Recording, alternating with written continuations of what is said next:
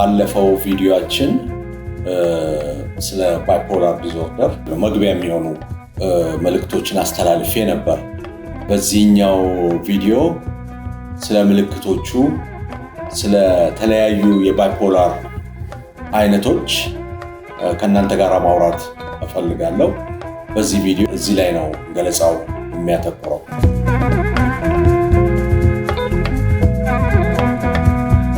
ባለፈው ቪዲዮ ላይ እንዳልኩት የሁለት ዋልታዎች ህመም ወይም የሁለት ስሜቶች ህመም ባይፖላር ዲስኦርደር ሁለት ምዕራፎች አሉት። አንደኛው ራስን ከፍ ከፍ ማድረግ ወይም ይሄ የሽቅለት ምዕራፍ ማኒክ ኤፒሶድ የምንለው ሲሆን፣ ሁለተኛው ደግሞ የድባቴ ምዕራፍ ሜጀር ዲፕሬሲቭ ዲስኦርደር ይባላል። በተለይ ባይፖላር 1 ዲስኦርደር ይሄ የሁለት ዋልታዎች ህመም ሆኖ ግን ለሁለት ይከፈላሉ ብለናል። 1 እና 2 አንደኛው እና ሁለተኛው። አንደኛው ብዙ ጊዜ የማኒክ ኤፒሶድ ወይም ደግሞ የሽቅለት ምዕራፍ ይኖረዋል፣ ራስን ከፍ ከፍ የማድረግ ምዕራፍ ይኖረዋል። ሁለተኛው ደግሞ የድባቴ ምዕራፍ ይኖረዋል። ባይፖላር 2 ከባይፖላር 1 የሚለየው የሽቅለት ስሜቱ ወይም ደግሞ የደስታ ስሜቱ ከባይፖላር 1 ወይም ከሁለት ዋልታዎች ህመም አንድ አነስ ያለ ነው። ስለዚህ ሃይፖማኒክ ኤፒሶድ ይሉታል እና በአማርኛ ስተረጉረው የንዑስ ሽቅለት ምዕራፍ ብለን ተርጉመነዋል። እንግዲህ ባይፖላር ዲስኦርደር ወይም ደግሞ ይሄ የሁለት ዋልታዎች ህመም ሁለቱም አንድም ሁለትም ወደ ላይና ወደ ታች የሚወጣ እንደ ጅዋጅዌ አድርገን ልንቆጥረው እንችላለን። ወደ ላይ መውጣት፣ ወደ ታች መውረድ፣ ወደ ላይ መውጣት፣ ወደ ታች መውረድ። አንዴ ወደ ላይ መሰቀል ስሜት ከፍ ይልና ከመጠን በላይ ያለፈ ደስታ፣ ራስን ከፍ ከፍ ማድረግ፣ ሁሉን ዓለምን የጨበጡ መምሰል። ከዛ ደግሞ ውርድ ብሎ ከሰው በታች የሆኑ መምሰል፣ ተስፋ መቁረጥ፣ ማዘን፣ አረባም ማለት ነው እና በሁለቱ መካከል መንዣዋዣው እንደማለት ነው። የሽቅለት ምዕራፉ ወይም ማኒክ ኤፒሶድ ወይም ደግሞ የከፍታው ምዕራፍ ምን ይመስላል የሚለውን ለመነጋገር፣ የከፍታው ምዕራፍ እንግዲህ በተለያዩ የከፍታ ስሜቶች ይገለጻል። ማኒክ ኤፒሶድ ሲኖረው አንድ ከባይፖላር ዲስኦርደር ጋር የሚኖር ሰው ከልክ ያለፈ ደስታ ይሰማዋል። ራሱን በጣም ከፍ ያደርጋል። ወይም ንጉስ ነኝ ሊል ይችላል፣ ወይም ፕሬዚዳንት ነኝ ሊል ይችላል፣ ወይም ደግሞ ሚሊዮነር ላይ ቢሊዮነር ላይ ሊል ይችላል እና ከልክ ያለፈ የታላቅነት ስሜት ይሰማዋል። ከዛም አያይዞ በዛ ምክንያት ይስቃል፣ ይጨፍራል፣ ከፍተኛ የሆነ በራስ መተማመን ይታይበታል። ወይም ደግሞ አንዳንድ ባይፖላር ዲስኦርደር ጋር የሚኖሩ ሰዎች የሽቅለት ምዕራፍ ውስጥ ሲገቡ በትንሹም በትልቁም ብስጭት ማለት፣ እዝን ማለት፣ በትንሹም በትልቁም መሳደብ፣ ልጣላ ማለት፣ ከሰው ጋር በቃላትም በአካላዊ ሁኔታም ለመጋጨት መሞከር ሊሆን ይችላል። ከባይፖላር ዲስኦርደር ጋር የሚኖር ሰው የሽቅለት ምዕራፍ ውስጥ ሲገባ በውስጡ የሚኖረው ጉልበት ኃይል በጣም ከፍተኛ ሊሆን ይችላል። ይሮጣል፣ ይሄዳል፣ አንድ ነገር ያደርጋል፣ አንድ ቦታ ይደውላል፣ መድከም አይታይበት። ለምሳሌ የቤት ሰራተኛ ከሆነች ቀንም ሌሊትም ስትደክም ስትሰራ ትውላለች። ሌሊት ተነስታ ዕቃ ታጥባለች፣ የማይታጠቡ ልብሶችን መልሳ ታጥባለች፣ የማይተኮሱ ልጆችን መልሳ ትተኩሳለች። ስለዚህ ቀንም ሌሊትም ስራ ሊሆን ይችላል። ስለዚህ ኤክሰሲቭ ኢነርጂ ወይም ደግሞ ብዙ ኃይል ብዙ ጉልበት አላቸው ተብሎ ይታሰባል። ሌላው እንግዲህ በማኒክ ኤፒሶድ ውስጥ ወይም በሽቅለት ምዕራፍ ውስጥ ያለ የባይፖላር ህመምተኛ ራሱን ከፍ ከፍ ያደርጋል። ግራንዴሲቲ የምንለው ራሱን ከሁሉ በላይ ትልቅ እንደሆነ አድርጎ ያስባል። ቅድም እንዳልኩት እኔ ወልይ ነኝ ሊል ይችላል። ባላ የተፈጠር ወልይ ነኝ ብሎ ሊያስብ ይችላል። ወይም ደግሞ እኔ ለፈጣሪ በጣም ቀርባለሁ፣ ሴትም ከሆነች ማርያም ነኝ፣ ወንድ ከሆነ ኢየሱስ ክርስቶስ ነኝ ሊል ይችላል። ወይም እኔ ሚሊዮነር ላይ ሊሆን ይችላል። ወይም ደግሞ ከአሜሪካን ፕሬዚዳንት ከባይደን ጋር ግንኙነት አለኝ፣ ከክሊንተን ጋር ግንኙነት አለኝ እና ራስን በጣም ከፍ ማድረግ እና ያ ራስን ከፍ ማድረግ ከእውነታው በጣም የወጣ ማናችንም ልንቀበለው ማንችል ከፍታ ላይ ራሱን ወስዶ ይቆልላል። ሌላው እንግዲህ በሽቅለት ምዕራፍ ውስጥ የባይፖላር ህመምተኛ ወይም ደግሞ በሁለት ስሜት ውስጥ የሚኖር ህመምተኛ የእንቅልፍ ችግር አለበት። የእንቅልፍ ችግሩ በምንድን ነው የሚገለጸው? እንቅልፍ ማጣት ሳይሆን ስራ በማብዛት ራሱን በተለያዩ ነገሮች ቢዚ በማድረግ እንቅልፍ ለመተኛት አለመፈለግ። እንቅልፍ ላለመተኛት የተለያዩ ነገሮች ያደርጋል። የሰራተኛ ከሆነች ቅድም እንዳልኩት አጥባለች፣ ተኩሳለች፣ ትወለውላለች። ተማሪ ከሆነ ቁጭ ብሎ ለማንበብ ኮምፒውተሩን ይከፍታል፣ ይዘጋል፣ አንድ መጽሐፍ ይገልጣል፣ ስልክ ይደውላል፣ አንድ ነገር ያደርጋል። እንቅልፍ ላለመተኛት ከፍተኛ ፍላጎት አለ እና ባይፖላር ህመምተኛ በሽክለት ምዕራፍ ውስጥ ሲሆን እንቅልፍህ እንዴት ነው? እንቅልፍ ተኛለህ ወይ ተብሎ ስንጠይቀው ምንድን ነው የሚለው? አይ እንቅልፍ ምን ይሰራል? በጣም ብዙ ምሰራው ስራ አለኝ፣ ስለዚህ መተኛት አልፈልግም ነው የሚለው። ሌላው እንግዲህ በዚህ በሽክለት ምዕራፍ ውስጥ ሲሆን ህመምተኛው በጣም ብዙ ያወራል። ያልተለመደ ወሬኝነት፣ በጣም ብዙ ከማውራቱ የተነሳ የሐሳብ ባቡሩን የእሱን መከተል ሁሉ አስቸጋሪ ነው። ከአንድ ቶፒክ ወደ አንድ ቶፒክ፣ ከአንድ ምዕራፍ ወደ ሌላ ምዕራፍ፣ ስለ ደብረ ዘይት አውርቶ ቀጥሎ ስለ አይሮፕላን፣ ቀጥሎ ስለ መኪና፣ ቀጥሎ ስለ አሜሪካ፣ ከአንዱ ወደ አንዱ እየዘለለ ብዙ ነገር ሊያወራ ይችላል። ብዙ በማውራቱ እኛ እንግዲህ አልታመምንም የምንለ ሰዎች አንዳንዴ ሐሳቡን መከተል ሁሉ በጣም አስቸጋሪ ነው እና በጣም ብዙ ሐሳቦች ጭንቅላት ውስጥ ስለሚመጡ እነኛ ብዙ ሐሳቦች መኖራቸው የሚታወቁት ምንድነው? በጣም ብዙ ያወራል። ከአንድ ሐሳብ ወደ አንድ ሐሳብ በቀላሉ ይሸጋገራል። ያ ብቻ አይደለም፣ አንድ ነገር ላይ አተኩሮ ለረጅም ሰዓት ማውራት በጣም ይቸገራል እና በትንሽ ነገር በቀላሉ ዲስትራክትድ ይሆናል። ሐሳቡ ይሰረቅና ከአንደኛው ወደ አንደኛው አንድ ነገር ሲሰማ ወደ ሌላ ያተኩራል እና በቀላሉ ከአንድ ቶፒክ ወደ አንድ ቶፒክ ይሻገራል እና ዲስትራክታቢሊቲ ይሉታል ፈረንጆቹ። ሌላው ምንድነው? ብዙ ኢነርጂ ስላላቸው፣ ብዙ ኃይል ስላላቸው፣ ብዙ ማድረግ ስለሚፈልጉ ብዙ ግብ ያለው እንቅስቃሴ ሊያደርጉ ይችላሉ። ሳህን ታጥባለች፣ እዚህ ጋር ልብስ ተኩሳለች፣ ልብስ ታጥባለች፣ እዛ ጋር የሆነ ትወለውላለች፣ መሬቱን ታጸዳለች። የተለያዩ ግብ ያለው እንቅስቃሴ በአንዴ ብዙ ነገር ለመስራት ይሞክራሉ። ግን ብዙ ጊዜ ምንድን ይሆናል? በተለይ ህመሙ በጣም ከፍ እያለ ሲመጣ ጀመር ለቀቅ ነው እንጂ አንዱን አድምቶ መስራት አይሆንም። ግን የተለያየ እንቅስቃሴ መልቲታስከር የምንለው አይነት እንቅስቃሴ ሊያደርጉ ይችላሉ። ሌላው ምንድነው? የሚያደርጓቸው ነገሮች፣ የሚሰሯቸው ነገሮች እነሱ ላይ ጉዳትም ቢያመጡ እነኚህን ነገሮች ደግሞ ደጋግሞ ሊያደርጉ ይችላሉ። ምንድን ሊሆን ይችላል? ህመም ሊያስከትሉ የሚችሉ ተግባራት ለምሳሌ ይሮጣል፣ ይጋጫል፣ ነገር ሊያደርግ ይችላል፣ መጠጥ ሊጠጣ ይችላል፣ ወይም ደግሞ አንስቶ ድራግ ሊያጨስ ይችላል፣ ወይም ደግሞ ያለ ጥንቃቄ ወሲብ ሊፈጽም ይችላል። ያለ ጥንቃቄ የወሲብ ተግባራት በመፈጸሙ ከተለያዩ ሰዎች ጋር ለተለያየ ከአባላዘር ጋር ተያይዞ ለሚከተሉ ህመሞች ሊጋለጥ ይችላል። እንግዲህ ይሄ አሁን የዘረዘርኳቸው ስሜት በትንሹ ለ7 ቀን መቆየት መቻል አለባቸው። ከ7 ቀንና ከ7 ቀን በላይ ነው። ከ7 ቀን ካነሰ ንዑስ ሽቅለት የምንለው ወይም ደግሞ ሃይፖማኒያ ይሆናል እና ሊሆን የሚችለው ባይፖላር 2 ወይም ደግሞ 2 ያለው። ከ7 ቀን ያነሰ ከሆነ ባይፖላር 1 ላንል እንችላለን። ሌላው ምንድነው? እንግዲህ አሁን ቅድም የጠቀስኳቸው እንቅልፍ ማጣቱ፣ ስራ ማብዛቱ፣ ብዙ ኃይል መኖሩ ቢያንስ በታማሚው ላይ፣ በስራው ላይ፣ በትምህርቱ ላይ፣ በዕለት ተዕለት ተግባሩ ላይ፣ ቤተሰብ በመምራቱ ላይ፣ ከሰው ጋር ያለውን ግንኙነት ሊያበላሽ ይገባል እና አንድ ሰው እንቅልፍ ስላጣ ብዙ ስላወራ ብቻ ባይፖላር ሊባል አይችልም። የዕለት ተዕለት ስራው ሊታወቅ ይገባል። ዲስኦርደር ነው ለማለት አንድ ነገር ሰውየው የዕለት ተዕለት ስራው ታውቋል ወይ? ቤተሰብ መምራቱ፣ ልጆች ማሳደጉ፣ ትምህርት መማሩ፣ ስራው ላይ ካለቆቹ ጋር እየተጋጨ ስራውን ትቶ ይወጣል ወይ? እነኚህ ነገሮች መሟላት አለባቸው። የዛን ጊዜ ነው ዲስኦርደር የሚባለው። ብዙ ስላወራ ከፍ ያለ ስሜት ስለተሰማው፣ ሀዘን ስላልተሰማው ዲስኦርደር ነው ሊባል አይችልም። ያ ብቻ አይደለም፣ በህመምተኛው ላይ የተለያዩ ስነ ልቦናዊ ጫናዎች መፈጠር መቻል አለባቸው። ህመምተኛው አንዳንድ ጊዜ በዚህ ምክንያት እንዲሆን እንደዛውም ብሎ በራሱ ላይ የስነ ልቦናዊ ጫና መፈጠራቸውን ሊያንጸባርቅ ይችላል።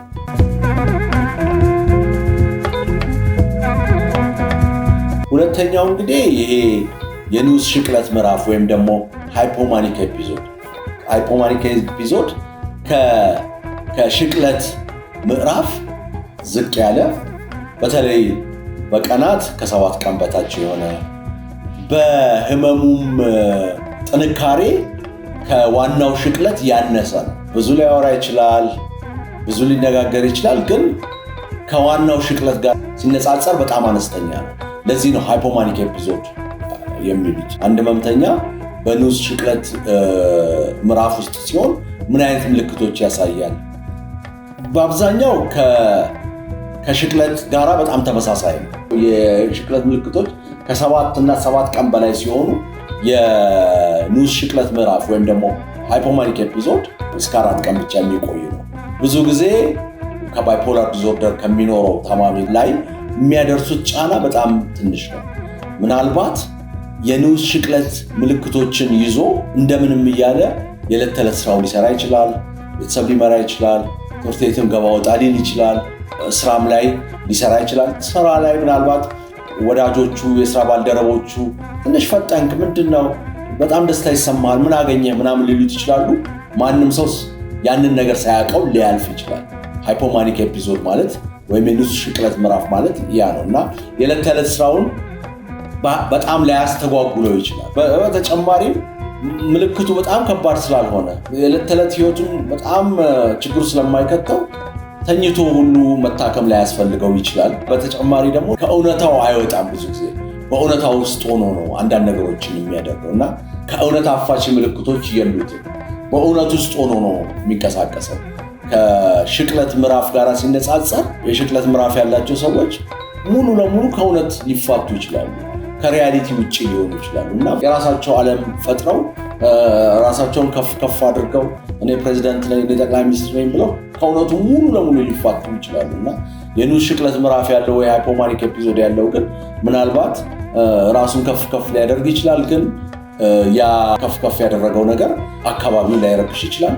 እሱም ከሰው ጋር ያለው ግንኙነት ሊያበላሽ ይችላል።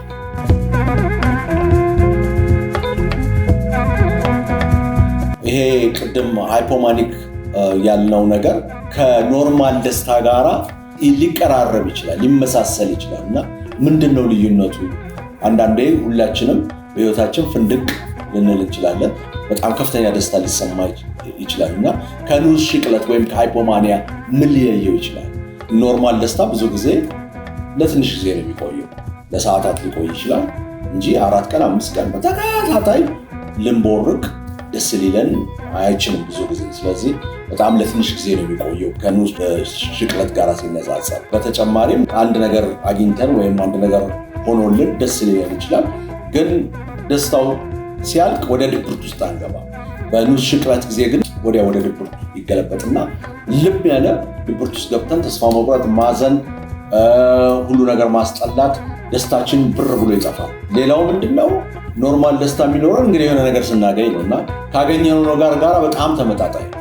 ካገኘነው ፈተና ስናልፍ ፈተና ሁሉንም ኤ ስናገኝ በጣም ደስ ሊለን ይችላል እና ኤ በማግኘታችንና ለዛ ነገር የሰጠነው መልስ፣ ስሜታዊ መልስ በጣም ተመጣጣኝ ነው። በኑዝ ሽቅለት ጊዜ ግን በምን ምክንያት ደስ እንዳሉ ሰውየው አይታወቅም። ያ ብቻ አይደለም፣ ተመጣጣኝም አይደለም። ምናልባት ፈተና አልፎ 12ኛ ፈተና አልፎ በቃ ዓለምን እንደጨበጠ አድርጎ ሃይፖማኒያ ያለው ሰው ወይም ኑዝ ሽቅለት ያለው ሰው ራሱን በጣም ከፍተኛ ደስታ ውስጥ ሊከት ይችላል። ደስ ሲለን በኃይል ልንሞላ እንችላለን፣ ልንቅበጠበጥ እንችላለን፣ ደስታችንን በመወራጨትም ሰው በማቀፍም ልንገልጽ እንችላለን። ይሄ በጣም መጠን ያለው ነው፣ ከልክ ያለፈ አይደለም። ደስታው ሲያልፍም ያ ነገር ይቆማል። በኑዝ ሽቅለት ጊዜ ግን ወይም ሃይፖማኒያ በሚለው ጊዜ ያለው ደስታ ግን ግለሰቡ ውስጣዊም አለመረጋጋት ይታይበታልና ራሱን ለማቀዝቀዝ ራሱን ለማረጋጋት ሲል መድኃኒት፣ አልኮል ወይም ደግሞ ትንሽ ረጋ የሚያደርጉትን ነገር ሰውየው ሊጠቀም ይችላል። አብዛኛውን ጊዜ ማመዛዘን አቅም በኖርማል ደስታ ጊዜ አይቀንስም። በጣም ደስ ስላለን ከፎቅ ላይ ልዝለን አንልም።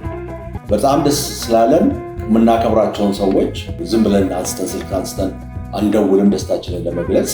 ምናልባት ደስታችንን ረጋ አድርገን በሌሊት አንደውልባቸውም፣ ሲነጋ ቀስ ብለን ደውለን ሄደን ልነግራቸው እንችላለን። በኑዝ ሽቅለት ጊዜ የማመዛዘን አቅም በጣም ስለሚቀንስ የሰውየው ደስታ ከአቅም በላይ ስለሚሆንበት የማይደረጉ ነገሮችን ሊያደርግ ይችላል። በሌሊት ሰው ጋር ደውሎ እንዲሆን ሊል ይችላል። እንደዚህ አግኝቻለሁ በጣም ደስ ይበላችሁ ሊል ይችላል። ገንዘብ አውጥቶ ሊበትን ይችላል። ከበር መለስ ልጋብዝ ሊችል ይችላል። ሙሉ መጠጥ ቤቱን እኔ ነኝ ሂሳብ ዘጋው ሊል ይችላል። ሃይፖማኒያ ወይም ደግሞ የኑስ ሽቅለት ምልክቶች ይሄ ከሆኑ የድባቴ ምዕራፍ ነው። እንግዲህ ቀጥሎ ያለው የድባቴ ምዕራፍ ነው። የአብይ ድባቴ ምዕራፍ ወይም ደግሞ ሜጀር ዲፕሬሲቭ ኤፒሶድ ምን ይመስላል? ምክንያቱም 3 ነገር ነው አሁን ባይፖላር ዲስኦርደር ያለው። የሽቅለት ምልክቶች አሉት፣ የኑስ ሽቅለት ምልክቶች አሉት፣ የአብይ ድባቴ ምዕራፍ ምልክቶች አሉት። 3 ምልክቶች ናቸው የሚኖሩት በባይፖላር ጊዜ። አሁን የምናወራው ስለ አብይ ድባቴ ምዕራፍ ወይም ደግሞ ሜጀር ዲፕሬሲቭ ኤፒሶድ ምልክቶች ምን ይመስላሉ?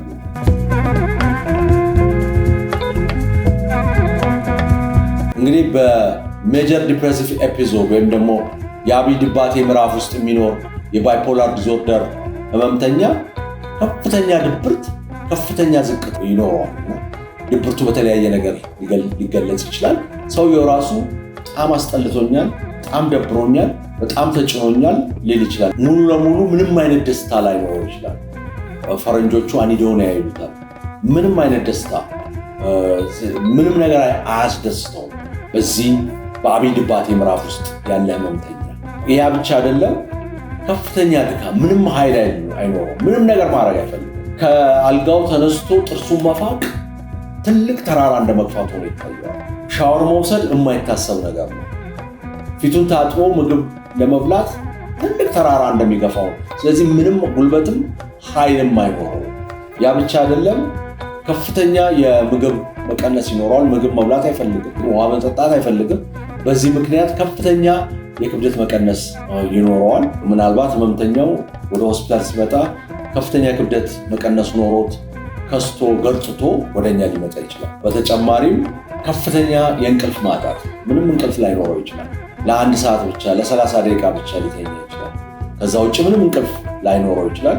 ወይም ደግሞ በተቃራኒው ለረጅም ሰዓት ሊተኛ ይችላል። እንቅልፍ ላይጠግብ ይችላል። እንቅልፍ አልተኛሁም፣ እንቅልፍ አልጠገብኩም እያለ ቀንም ሌሊትም ከአልጋ መነሳት ሊያቅተው ይችላል። ስለዚህ ወይ እንቅልፍ ሊበዛ ይችላል፣ ወይ እንቅልፍ ሙሉ ለሙሉ ጨርሶ ሊጠፋ ይችላል።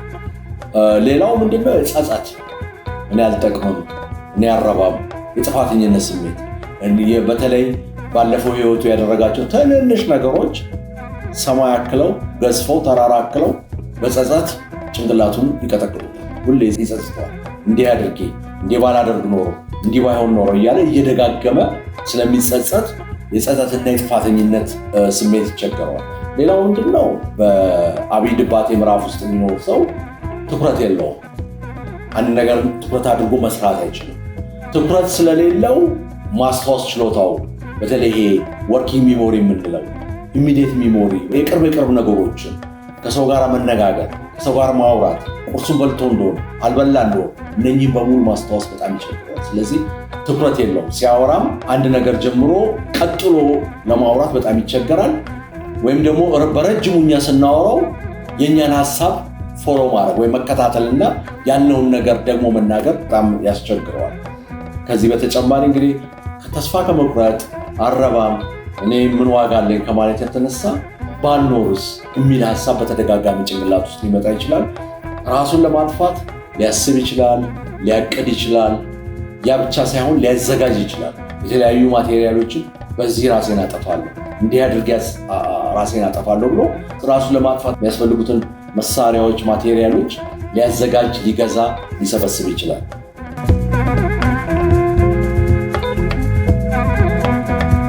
ማናችንም አንዳንዴ በጣም ደስ ይለናል፣ አንዳንዴ እናዝናለን። አንዳንዴ በጣም እናዝናለን፣ አንዳንዴ ቀለል ባለ ሁኔታ እናዝናለን። ከድብርት ይለያል ወይ? ዛሬ ደብሮናል ልንል እንችላለን፣ ግን የህመም ላይሆን ይችላል። ከዛ ይልቅ ዝም ብሎ ባጋጠሙን ነገሮች ልናዝን እንችላለን። እና የህመም ድብርት ኖርማሊ ደበረን ከምንለው ነገር በምንድን ነው የሚለየው ካልን ብዙ ጊዜ ሐዘን ወይም መከፋት፣ ይሄ ኖርማሊ የምንከፋው የምናዝነው ነገር ብዙ ጊዜ የሐዘንና የመከፋት ስሜት። የድብርት ስሜት ሲሆን ግን በአብዛኛው ጊዜ ባዶነት ነው የሚሰማው፣ እርካታ ማጣት፣ ስሜት አልባነት። ምንድነው መኖር? ለምንድነው የምማረው? ለምንድነው የምሰራው? የሚል በጣም ለህይወት ፐርፐዝ ሚኒንግ ማጣት፣ ምንም አይነት ትርጉም አለመስጠት ነው። እና ከዛኛው ሐዘን ዝም ብሎ ኖርማሊ ደበረን ከሚለው በጣም የተለየ ነው። ሌላው ምንድነው? ሲከፋን ስናዝን ብዙ ጊዜ ምክንያት አለው። ምናልባት የምንወደው ሰው በሞት ተለይቶን ከሆነ ከዛ ተመጣጣኝ ነው የምናዝነው ነገር። ፈተና ወድቀን ከሆነ ከዛ ተመጣጣኝ ነው ሐዘኑ መከፋቱ። የተወሰነ ጊዜ እንከፋና በቃ ጠንክሬ እሰራለሁ ምን አባቱ ብለን ተጽናንተን ወደፊት እንሄዳለን። ድብርት እንደ ህመም ግን ምንም መነሻ ምክንያቱ ላይ ይታወቅ ይችላል። ያስነሳው ምክንያት እንኳን ቢኖር ከምክንያቱ በጣም የተጋነነ መልስ ነው ሰው የሚሰጠው። ፈተና ስለወደቀ ራሴን ካላጠፋው ብሎ ያዙ ሊቀበል ይችላል። በዛ ምክንያት በጣም ተስፋ ሊቆርጥ ሊያዝን ይችላል። ተስፋ መቁረጡ፣ ማዘኑ፣ ጸጸቱ የተራዘመ ምናልባት በፈተና መውደቅ ሳምንት ልናዝን እንችላለን፣ 10 ቀን ልናዝን እንችላለን። 15ኛው ቀን ላይ ግን ህይወት ይቀጥላል። እንደገና ጠንክረን መስራት እንጀምራለን። እንደገና እንደ አዲስ መኖር እንጀምራለን። ድብርት ከሆነ ግን የተራዘመ ነው፣ የተጋነነ ነው። ለወር፣ ለ3 ወር፣ ለ4 ወር፣ ለ6 ወር ከፍተኛ የድብርት ስሜት ሊሰማው። ሌላው እንግዲህ ምንድነው? ኖርማሊ ሲከፋን እና ስናዝን እንዲሁ ዝም ብሎ ቀኑን ሙሉ እንደከፋን እንዳዘንን ላንውል እንችላለን እና ከፍ ዝቅ ሊል ይችላል። ትንሽ ፈገግታ ሊኖረው ይችላል፣ ትንሽ ሳቅ ሊሆን ይችላል። የምንወደውን ሰው በሞት ካጣን በኋላ ሐዘን ቤት ቁጭ ብለን ሐዘን ቤት የሚወሩ ቀልዶች ሊያስቁን፣ ፈገግ ሊያደርጉን ይችላሉ። ሐዘን ላይ ነን ግን ፈገግ ሊያደርጉን ይችላሉ። በድብርት የሚኖር ሰው ግን ምንም አይነት ፈገግታ አያሳይም፣ ምንም ነገር አያስደስተው። እንግዲህ ብዙ ጊዜ ያው ሐዘን መከፋት በጣም ለአጭር ጊዜ ነው የሚቆየው፣ ያኛው ግን ለረጅም ጊዜ ነው የሚቆየው። ያ ብቻ አይደለም እንግዲህ መከፋትና ማዘን ብቻ ሳይሆን በድብርት ጊዜ ራስን ዝቅ ማድረግ፣ ከሰዎች ሁሉ በታች ነኝ አረባም፣ ሰዎች ከኔ የተሻሉ ናቸው፣ ሰዎች ከኔ የተሻሉ ደስተኛ ናቸው ልንል እንችላለን እና ያ ደግሞ በጣም ለረጅም ጊዜ ሊቆይ ይችላል። ሌላው ምንድነው? ምናልባት አንዳንዴ ሲከፋን ስናዝን፣ በተለይ የመረራ ሐዘን ሲያጋጥመን እንደው ብሞት እንደው ከሞተው ወዳጄ ጋራ ከሞተው ከማፈቅረው ሰው ጋራ ብሞት ይሻለኛል ብለን ልናስብ እንችላለን። ያቺ አይነት እሳቤ ለትንሽ ጊዜ ነው የምትቆየው፣ በዛው ትጠፋለች። በድብርት የሚኖር ሰው ግን የዛ አይነት እሳቤ ለረጅም ጊዜ ይቆይበታል። አንዳንዴም እቅድ ሊያወጣ ይችላል፣ ሐሳቡን እየመላለሰ ሊያስበው ይችላል፣ ሊዘጋጅ ይችላል ራሱን ለማጥፋት። ከኖርማል መከፋትና ሐዘን ድብርት እንደ ህመም በጣም የተለየ ነው፣ ረጅም ነው፣ በክብደትም በሌላ ምልክቶች ጥልቀት ያለው ነው።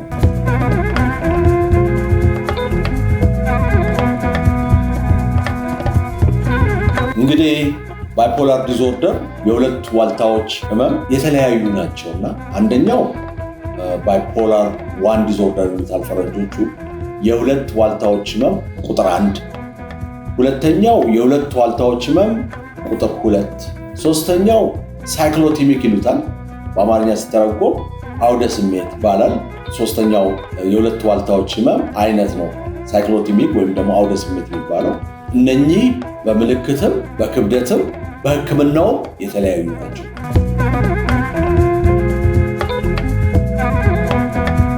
የሁለት ዋልታዎች ህመም ባይፖላር ዲስኦርደር 1 ሁለት ነገር ነው የሚይዘው፣ ከፍተኛ ደስታ፣ ከመጠን ያለፈ ደስታና ከመጠን ያለፈ ድብርት። የሁለት ዋልታዎች ህመም 1 ውስጥ የሚኖር ሰው በሁለቱ ዋልታዎች መካከል ጅዋጅዌ ነው የሚጫወተው። አንዴ ወደ ላይ ይወጣል፣ አንዴ ከፍተኛ ደስታ ይሰማዋል፣ አንዴ በጣም ዝቅተኛ ደስታ ይሰማዋል። አንዴ ማኒክ ኤፒሶድ ውስጥ ይገባል በፈረንጆቹ እንደሚሉት፣ አንዴ ዲፕሬሲቭ ኤፒሶድ ውስጥ ይገባል። ስለዚህ በዚህ ጅዋጅዌ ውስጥ ነው የሚኖረው። ያ ብቻ አይደለም፣ አንዳንድ ጊዜ እንግዲህ ቀዝቀዝ ሲል ሃይፖማኒክ ኤፒሶድ ማለትም የኑስ ሽቅለት ስሜቶች ሊያሳይ ይችላል። መለስ ያለ የማኒክ ሲምፕተም ሊያሳይ ይችላል። መለስ ያለ የከፍታ ስሜት ያሳይ፣ መለስ ያለ የደስታ ስሜት ያሳይና ከዛ ይረጋጋና ከተረጋጋ በኋላ ጥልቅ ብሎ ወደ ድብርት ውስጥ ይገባል። ራሱን መጥላት፣ ተስፋ መቁረጥ፣ ማዘን፣ ባልኖር ማለት ይጀምራል። ስለዚህ በሁለቱ መካከል እየተንዠዋዠወ ነው የሚኖረው። እንደ ዥዋዥዌ አድርጎ ማሰብ በቀላሉ ለመረዳት ይረዳል። ስለዚህ ይሄ የባይፖላር ዲስኦርደር 1 ወይም ደግሞ የሁለት ዋልታ ህመም 1 ምልክት ነው። የሁለት ዋልታ ህመም ባይፖላር 2 ዲስኦርደር ቅድም እንዳልኩት ሁለት ነገር ይኖረዋል። አንደኛው ከፍተኛ ደስታ ነው። ከዛ ቀጥሎ መረጋጋት ነው። ከመረጋጋት በፊት ምናልባት የንዑስ ሽቅለት ምልክት ያሳያል። ከዛ በኋላ መረጋጋትና ኖርማል የሆነ ስሜት ሊኖረው ይችላል። ከዛ በኋላ ግን ውርድ ብሎ የድብርት ስሜት ይኖረዋል።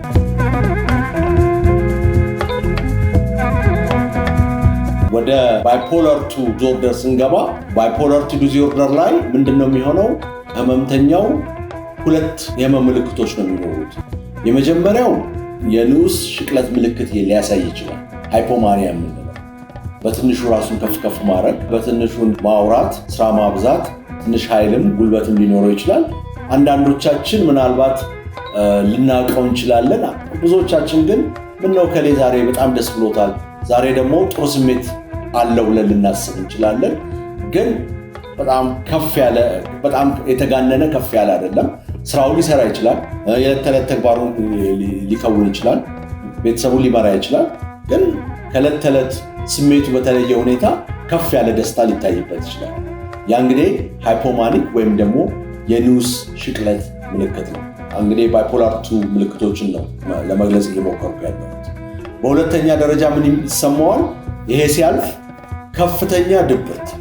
ያ ድብርት እንግዲህ ተስፋ መቁረጥ፣ ማዘን፣ ራሱን ካልጋ መነሳት በጣም መከልከል፣ ምግብ አልበላም፣ የምግብ ፍላጎት ሙሉ ለሙሉ ይቀንሳል፣ ክብደቱ ይቀንሳል፣ ምነው ራሴን ባጠፋ፣ ምነው ባልኖር፣ ጸጸት ይኖረዋል። መኖር ምን ዋጋ ሊል ይችላል። ራሱን ለማጥፋት ሊያቅድ የተለያዩ ነገሮች ሊያደርግ ይችላል። ስለዚህ የሁለት ዋልታ ህመም 2 ቁጥር ባይፖላር ዲስኦርደር 2 ሁለት ነገሮች ነው ያሉት። አንደኛው ሃይፖማኒያ የምንለው ሃይፖማኒክ ኤፒሶድ የምንለው ማለትም የንዑስ ሽቅለት ህመም ምልክት አነስ ያለ ከፍታ፣ አነስ ያለ ደስታ ሲሆን፣ ሁለተኛው ግን ሜጀር ዲፕሬሲቭ ኤፒሶድ ይሉታል።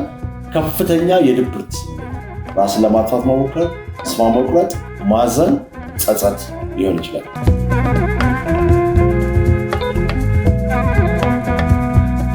ሶስተኛው የባይፖላር ምልክት ወይም ደግሞ የሁለት ዋልታዎች ህመም ምልክት ሳይክሎቲሚክ ዲስኦርደር ወይም አውደ ስሜት ይሉታል። አውደ ስሜት እንግዲህ ምንድነው? ብዙ ጊዜ ታማሚው አውደ ስሜት ሲኖረው ወይ ሳይክሎቲሚክ ዲስኦርደር ሲኖረው ሃይፖማኒክ ኤፒሶድ ይኖረዋል። ማለትም ንዑስ ሽቅለት ስሜቶች ይኖሩታል። አነስ ያለ ደስታ፣ ይጫወታል፣ ኢነርጂ ይኖረዋል፣ ስራ አብዝቶ ይሰራል። ግን ይሄ በመሆኑ አነስ ያለ ደስታ፣ አነስ ያለ ከፍታ በመኖሩ የዕለት ተዕለት ህይወቱ አይተጓጎልም። ስራውን በአግባቡ ይሰራል፣ ይገባል፣ ይወጣል። ከዛ በኋላ ውርድ ብሎ ደግሞ የድብርት ስሜት ሊሰማው ይችላል። የጤናማ ስሜት ከተሰማው በኋላ ድብር ያለ ስሜት ሊሰማው ይችላል። ድብርቱ ከሌሎቹ ድብርቶች ከባይፖላር 1ም ከባይፖላር 2 ሲነጻጸር አነስ ያለ ድብርት። በዛ ምክንያት እንግዲህ በእነኚህ ሁለቱ መካከል እየዋዠቀ ሊሄድ ይችላል። ይሄ ሳይክሎቲሚክ ዲስኦርደር የሚባለው የሁለት ዋልታዎች ህመም ነው።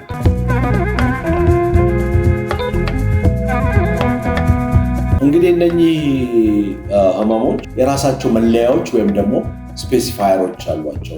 ስለነኚህ ስፔሲፋየሮች ማወቅ በጣም ጥሩ ይረዳል። ምክንያቱም ህክምናውን ለማቀድ እና የህመሙን ጥልቀት ክብደቱን ለመረዳት በጣም አስፈላጊ ስለሆነ መለያዎችና ስፔሲፋየሮችን ማወቅ በጣም ይረዳል። የመጀመሪያው ስፔሲፋየር ዊዝ ሳይኮቲክ ፊቸር ይሉታል።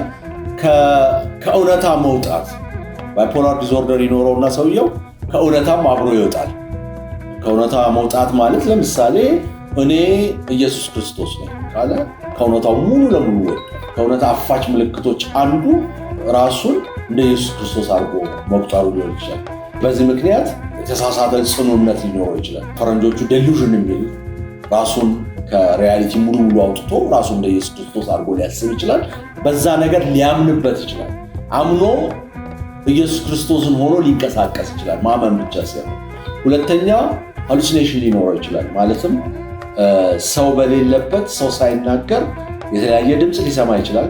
ምንም ነገር አይኑ ላይ ሳይኖር የተለያየ ነገር ሊያይ ይችላል። ሃሉሲኔሽን ይሉታል ፈረንጆቹ። እና ፈጣሪ ከፊት ለፊት የቆሟል፣ እያዋራኝ ነው። ህመምተኛዋ ከማርያም ጋር እየተነጋገርኩ ነው ብላ ከማርያም ጋር እያወራች ራሷን ልታገኝ ትችላለች። ይሄ እንግዲህ ከሪያሊቲ ሙሉ ለሙሉ እንድታሽ ማድረግ ወይ ከእውነታ ሙሉ ለሙሉ መውጣት ነው። በአካባቢ ያሉ ሰዎች የዚህን ሰውዬ ሀሳብ፣ አነጋገር፣ ስሜት፣ እምነት በጭራሽ አይቀበሉትም እና እነኚህ አሁን የገለጽኳቸው ሙሉ ለሙሉ ከእውነት አፋች ምልክቶች ናቸው። አንዳንድ ጊዜ ምን ሊሆን ይችላል? ድብልቅ ይዘት ያለው ወይም ሚክስድ ፊቸር፣ አንዴ ውሃ ይሆናል ህመምተኛው፣ አንዴ እሳት ይሆናል፣ አንዴ ያለቅሳል፣ አንዴ ከበጣም በላይ ደስተኛ ይሆናል። ያ በየደቂቃዎች ሊቀያየር እንዲህ ነኝ ብሎ ሲስቅ ሲጫወት ሲጨፍር የነበረው ሰውዬ ብሎ መሌ ላይ እንደባለለ በጸጸቶቹ ምክንያት ሊያለቅስ ሊያዝን ራሴን ካላጠፍ፣ ያ ሚክስድ ኤፒሶድ ወይም ደግሞ ድብልቅ ይዘት ይሉታል። ሌላው ምንድነው? ስፔሲፋየር በደንብ ማወቅ የሚያስፈልገው ራፒድ ሳይክለር የሚባሉ አሉና ቶሎ ህመሙ ሲነሳ ዛሬ ባይፖላር ዲስኦርደር ዛሬ ይነሳበታል። 2 ወር 3 ወር 4 ወር ከቆየ በኋላ 1-3 ቀን 4 ቀን ይቆየውና እንደገና ኤፒሶድ ይኖረዋል። እንደዛ እያለ እየተደጋገመ የሚታመም ከሆነ ራፒድ ሳይክሊንግ ወይም በፍጥነት የሚገለባበጥ ይሆናል። ብዙ ጊዜ ህመምተኞች አንድ ያማቸውና የሚቀጥለው ህመም መቼ እንደሆነ አይታወቅም። የሚቀጥለው ህመም ምናልባት ከ3 ከ4 ዓመት በኋላ ሊሆን ይችላል፣ ከ7 ከ8 ዓመት በኋላ ሊሆን ይችላል። በራፒድ ሳይክሊንግ ግን ቢያንስ በዓመት 4 ጊዜ ህመሙ ይመጣበታል። ሌላው ስፔሲፋየር ከእርግዝና ከወሊድ ጋር ተያይዞ ከመጣ ፖስትፓርተም ኦንሴት ይሉታል።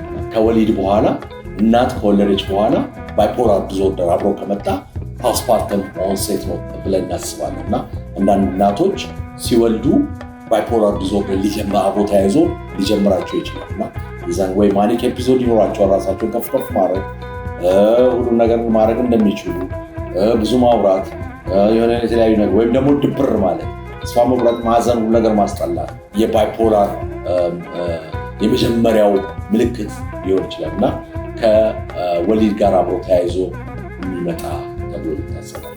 ሌላው ስፔሲፋየር ካታቶኒክ ፊቸር ይሉታል ወይም ጡንቻ ገት ልንለው እንችላለን። ህመምተኛው ካታቶኒክ ፊቸር ወይም የጡንቻ መገታተር ሲኖረው ምን ይሆናል ከተባለ አይበላም፣ አይጠጣም፣ አያወራም፣ አይነጋገርም፣ ምንም አይነት ፈሳሽ አይወስድም። በዚህ ምክንያት ክብደት ይቀንሳል። አንድ ቦታ ለረጅም ጊዜ ይቆያል። አንድ ፖዚሽንን ለረጅም ጊዜ ይይዛል። እጁን ወደ ላይ ካረግነው እጁን ወደ ላይ አድርጎ እኛ ተመልሰን እስክንመጣ ድረስ እጁን ወደ ላይ አድርጎ ሊጠብቀን ይችላል። ስለዚህ ያ ካታቶኒክ ፊቸር ይባላል። ይህም አንዱ የባይፖላር ዲስኦርደር ስፔሲፋየር ነው። ያልተለመደ ፊቸሮች አሉ በባይፖላር ዲስኦርደር። እንግዲህ የተለመዱ ብለን ያሰብናቸው ምንድናቸው? ሃይ መሆን፣ ከፍተኛ ደስታ ማኒክ መሆን ነው። ወይም ደግሞ ከፍተኛ ድብርት ዲፕሬሲቭ ሜጀር ዲፕሬሲቭ ዲስኦርደር ነው። ወይም ደግሞ ሃይፖማኒክ ነው። ይህ እንግዲህ በጣም የተለመደ ደጋግመን አሁን ስንላቸው የነበሩ ናቸው። ግን አንዳንድ ጊዜ ያልተለመደ ባህሪ ወይም አቲፒካል ፊቸሮች ልናይ እንችላለን። ወጣ ያለ ባይፖላር ዲስኦርደር የማይመስል ነገር ሊያሳዩ ይችላሉ። ምንድናቸው ከተባለ ለምሳሌ ብዙ መብላት፣ አሁን ከጠቀስናቸው ምግብ አይበሉም። ምግብ ስለማይበሉ ይቀንሳሉ ብለን ያለው። ግን አቲፒካል ፊቸር ላይ በጣም ብዙ የሚበሉ በዛ ምክንያት ክብደታቸው የሚጨምሩ ሰዎች ያጋጥመናል። አንዳንድ ጊዜ እንቅልፍ ከማጣት ዩዥዋሊ ባይፖላር ጋር የሚኖር ሰው እንቅልፍ ያጣል ነው የምንለው። ግን አንዳንዶቻቸው ብዙ ሊተኙ ይችላሉ። ቀንም ሌሊትም ሊተኙ ይችላሉ። አንዳንዶቹ በቀላሉ ሪጀክሽንን ማለትም ንግግሮችን፣ የሰዎችን ፊት አንብበው ሰዎች አስከፍተውኛል፣ አስቀይመውኛል፣ በቀላሉ መቀየም፣ በቀላሉ ገፍተውኛል ብሎ ማመን ሊሆን ይችላል። ሌላው ምንድነው? ላይ ሰውነት አለመታዘዝ፣ ድክም ማለት ሊኖር ይችላል። ሌላው ምንድነው? እንደ ስፔሲፋየር የሚታየው ሲዝናል ፓተርን ሊሆን ይችላል። በተለይ ኖርዝ አሜሪካ እና አውሮፓ ባይፖላር ዲስኦርደር በጣም ሲዝናል ሊሆን ይችላል። ማለትም ወቅቱን ተከትሎ ሊሆን ይችላል። ክረምት ሲገባ በእነሱ ጨለማ ነው፣ በረዶ ነው፣ ምንም ነገር የለም፣ ከፍተኛ ድብርት ሊኖር ይችላል። ፀሐይ ሲወጣ ደግሞ ስሜታቸው ጥሩ ሊሆን ይችላል። በእኛም ሀገር አንዳንዴ ይሄ ሲዝናል የሆነው ነገር ሊታይ ይችላል። ምክንያቱም ብዙ ጊዜ መስከረም ሲጠባ ብዙ ጊዜ የአእምሮ ህመም፣ ብዙ ጊዜ ባይፖላር ዲስኦርደር ማኒክ የሆነው ይሄ ከፍተኛ ደስታው ብዙ ጊዜ ሊታይ ይችላል መስከረም ከጠባ በኋላ። ሌላው ስፔሲፋየር እና የተለየ ስፔሲፋየር ተደርጎ የሚታወቀው ምንድነው?